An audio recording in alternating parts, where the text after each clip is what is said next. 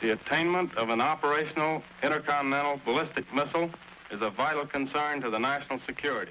In June of 1954, this mission was established by the Chief of Staff in a priority directive to the Commander, ARDC. I came to believe that innovation is in our blood. We have been breaking barriers since 1947. Go Atlas. It's who we are. Go GPS. The multi-domain, multi-component, coalition-friendly command and control has moved forward because we've been the connective tissue for the joint team.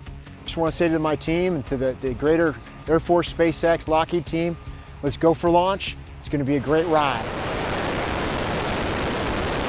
And this team here at the United States Air Force and at SMC really pulls it together, and they just deliver incredible capabilities. It's going pretty good. Yeah? We did the high G and low G version. We are the finest Air Force on the planet. And the capabilities that this spacecraft brings for the guys and gals out in the field who are fighting the fight is unbelievable. Literally the thousands of people that it takes to get here.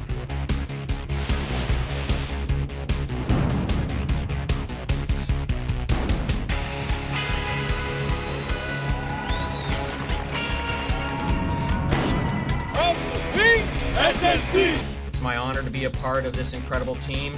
We have to shape SMC into an organization that's focused on rapidly delivering space warfighting construct capabilities.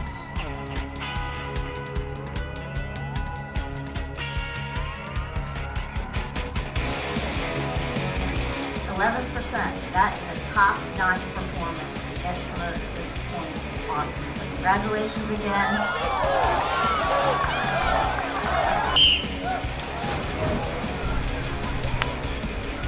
The C-5 containing the third SBIRS geosatellite touches down here at Cape Canaveral Air Force Station, Florida.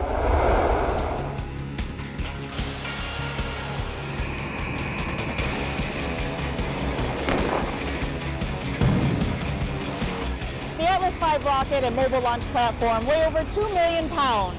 Traveling at a speed of 2 to 3 miles per hour, the rocket will take approximately 20 minutes to make its way a quarter mile to the launch pad.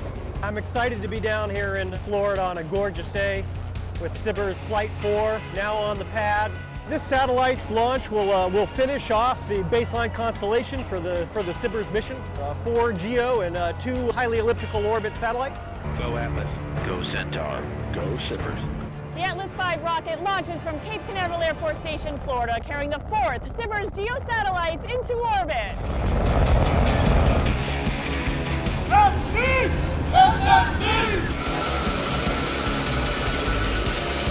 Arriving from Marsh Air Reserve Base, the C-17 has landed here at Los Angeles International Airport. It's not something you think about day to day, but in activities like this and at launch, you get a sense of affirmation of like what you're doing is definitely important, involving the warfighter, giving them the comms that they need to do their day-to-day mission.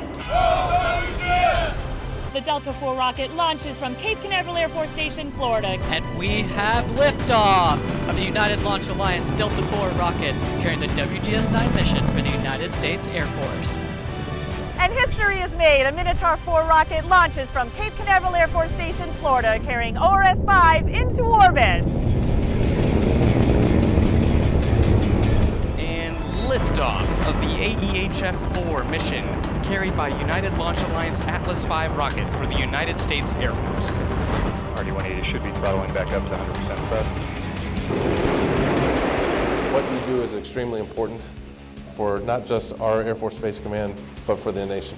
You provide them an incredible advantage with the capabilities that you develop that have fundamentally revolutionized how we fight and win our wars today for our nation.